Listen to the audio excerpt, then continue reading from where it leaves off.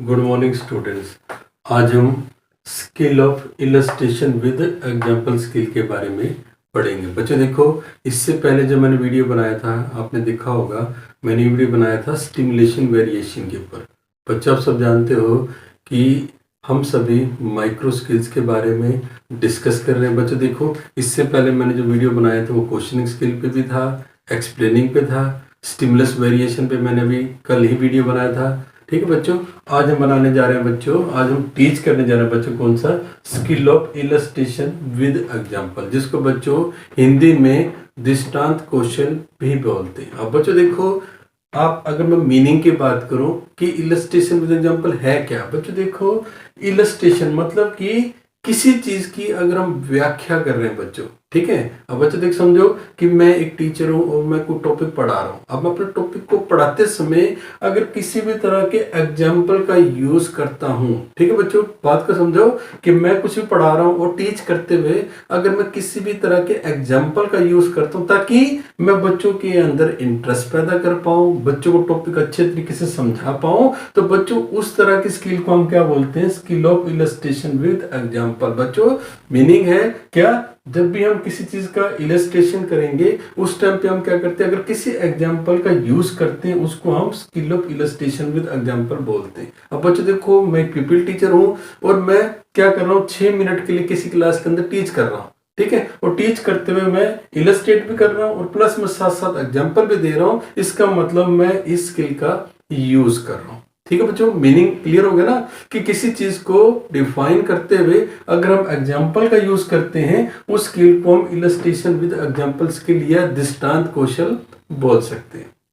ठीक है बच्चों, अब हम बात करते हैं कंपोनेंट्स के बारे में। बच्चों मैंने पहले ही बताया था आपको कि हर एक स्किल के अंदर कंपोनेंट्स का रोल बहुत ज्यादा है। अगर आप अपने स्किल के अंदर जितने ज्यादा कंपोनेंट्स का यूज करोगे बच्चों, स्किल क्या होगी उतनी ज्यादा परफेक्ट मानी जाएगी। ठीक है बच्चों, अब देखो सबसे पहला कंपोनेंट्स क्या है, यूज ऑफ सिंपल एग्जांपल। बच्चों अगर मैं इस स्किल का यूज कर रहा हूं कब, माइक्रो टीचिंग के दौरान, तो मैं कोशिश करूं कि जो भी मैं एग्जांपल ले रहा हूं, ठीक है बच्चों, वो एग्जांपल क्या होने चाहिए, बिल्कुल ही सिंपल होने चाहिए। बच्चों देखो एक चीज हमें ध्यान में रखनी होगी कि आप जिस भी एग्जांपल का सिलेक्शन कर रहे हो, आप इस चीज को ध्यान में रखना, वो बच्चे के आईक्यू, बच्चे की क्लास के अकॉर्डिंग होना चाहिए। कई बार हम क्या करते हैं, बड़ी क्लास के बच्चों को टीच कर रहे हैं, मान लीजिए मैं 11th 12th के बच्चों को टीच कर रहा हूं और मैंने वहां पर एग्जांपल बिल्कुल सिंपल ले लिए, तो बच्चों वहां पर उसका कोई भी फायदा नहीं है।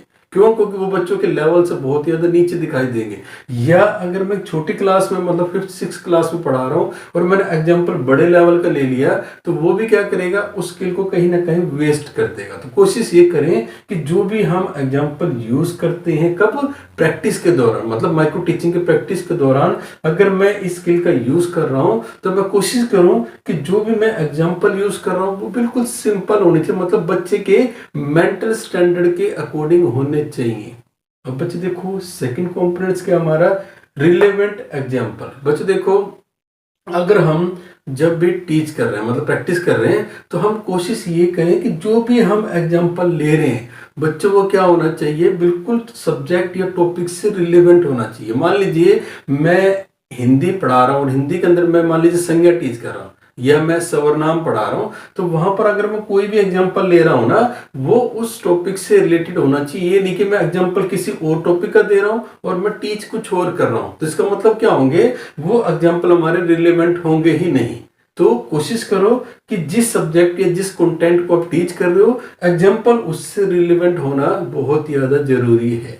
नेक्स्ट बच्चों नंबर 3 है यूज ऑफ इंटरेस्टिंग एग्जांपल। बच्चों देखो कहने की बात बिल्कुल क्लियर है कि अगर मैं कोई भी एग्जांपल ले रहा हूं ना बच्चों, इंटरेस्टिंग होना चाहिए। इंटरेस्टिंग मतलब अगर आपके एग्जांपल बच्चों के सामने इंटरेस्ट पैदा नहीं कर रहे, ठीक है बच्चों देखो हम इस स्किल का यूज क्यों कर रहे हैं, ताकि हम बच्चों को अच्छे तरीके से इलस्ट्रेट कर पाए। अब मेरे एग्जांपल क्या है, इंटरेस्टिंग ही नहीं है, तो इसका मतलब बच्चे क्या होंगे, मेरी टीचिंग के अंदर इंटरेस्ट लेंगे ही नहीं। तो मैं कोशिश करूं कि जो भी मैं एग्जांपल्स यूज कर रहा हूं, अगर मैं चार्ट मॉडल या कोई भी चीज या किसी तरह की एड्स का भी यूज कर रहा हूं ना बच्चों, वो भी ऐसी होनी चाहिए जो बच्चों के अंदर इंटरेस्ट पैदा करे। तो बच्चों इस चीज का भी हम ज्यादातर ध्यान रखेंगे।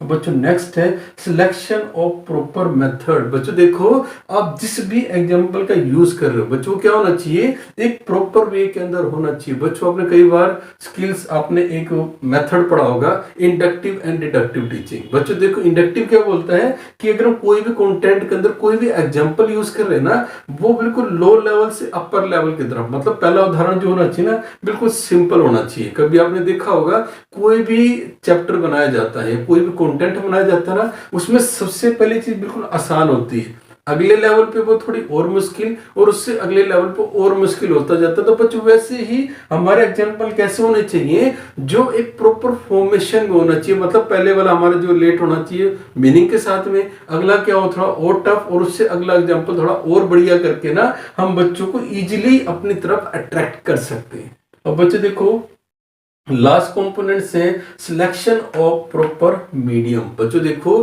बिल्कुल क्लियर बात है कि अगर आप किसी भी तरह के मतलब एग्जाम्पल का यूज कर रहे हो, उसकी सिलेक्शन कर रहे हो, तो आप इस चीज का ध्यान रखोगे कि जो एग्जाम्पल है ना, वो बच्चों के मीडियम के अकॉर्डिंग होना चाहिए। बच्चों देखो, मैं अगर बच्चों को हिंदी मीडियम के बच्चों को टीच कर रहा हूँ और मैं एग्जाम्पल इंग्लिश के ले रहा हूँ, तो इसका मतलब उसको कोई भी फायदा नहीं है।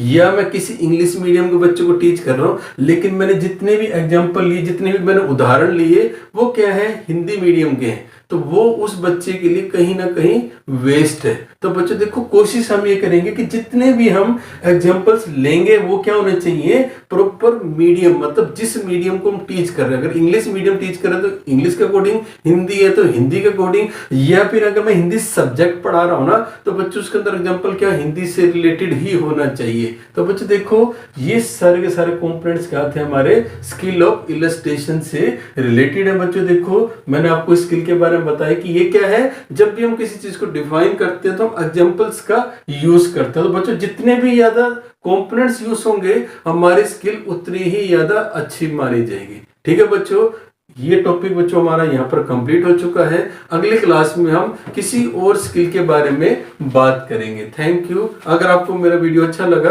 तो आप इसको लाइक, शेयर और सब्सक्राइब जरूर करें। Thank you.